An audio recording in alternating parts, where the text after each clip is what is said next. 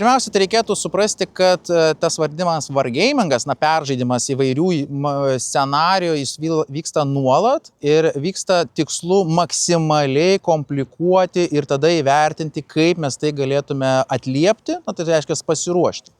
Tai kartais tokie scenarijai, įvairių analitikų tiesiog iškeliami į viešumą ir tai tada atrodo kaip kažkokia ypatingai didelė grėsmė, bet tai yra realiai labiau pasirengimui skirti scenarijai, kuriuos mes be abejo analizuojame, stebime, žiūrime.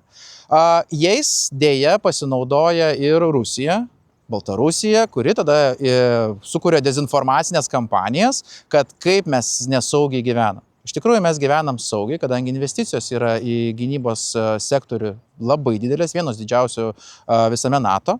Ir visą laiką reikia prisiminti, kad ir Ukrainoje buvo teigiama, kad Kijevas kris per 3 dienas.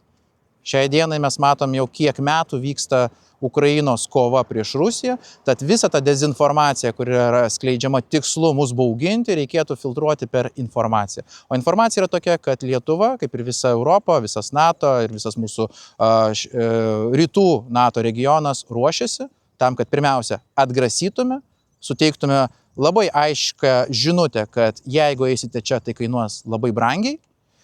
O antras dalykas, jeigu mūsų nepaklausys, tai kad mes gebėtume juos, kaip sakyt, labai brangiai nubausti. Suvalkų koridorius tai yra tikrai ne paslaptis, tai yra strateginė ne tik Lietuvos, bet ir visos Baltijos regiono, Baltijos šalių strateginė vieta, nes mes turime iš esmės 2 tiekimo kanalus. Sąjungininko atėjimo netgi kanalus, tai yra Suvalkų koridorius ir Klaipėdos uostas, nes Klaipėdos uostas yra pakankamai gilus, kad galėtų priimti didelius krovininius laivus. Tai yra 2 zonos, kurios mes privalome apginti ir tai yra ir NATO kontekste, ne tik Lietuvos ar Baltijos regione.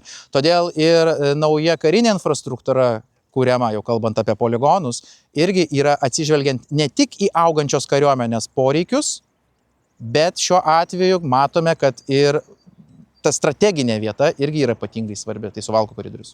Marijampolė viena, kaip sakyti, tikrai neliks ir Lietuva kartu su sąjungininkais, pirmiausia, nepamirškim, kad mes esame NATO nariai ir NATO egzistuoja, sutartys egzistuoja, nepaisant įvairių įtampų, diskusijų, ką mes tikrai matome, bet diskusijose gimsta sutarimai, tai NATO egzistavimas ir užtikrina, kad ir Lietuva, ir Marijampolė, ir Suvalkų koridorius tikrai bus apgintas, jeigu to reikės. Nes ir matome, ir investicijos ateina į Lietuvą, kuriame gynybos pramonė yra ta pati investicija, tos pačios darbo vietos, ta pati ekonomika, kuri ateina į Lietuvą, čia statomos gamyklos, tai verslas mus mato kaip saugią vietą investuoti.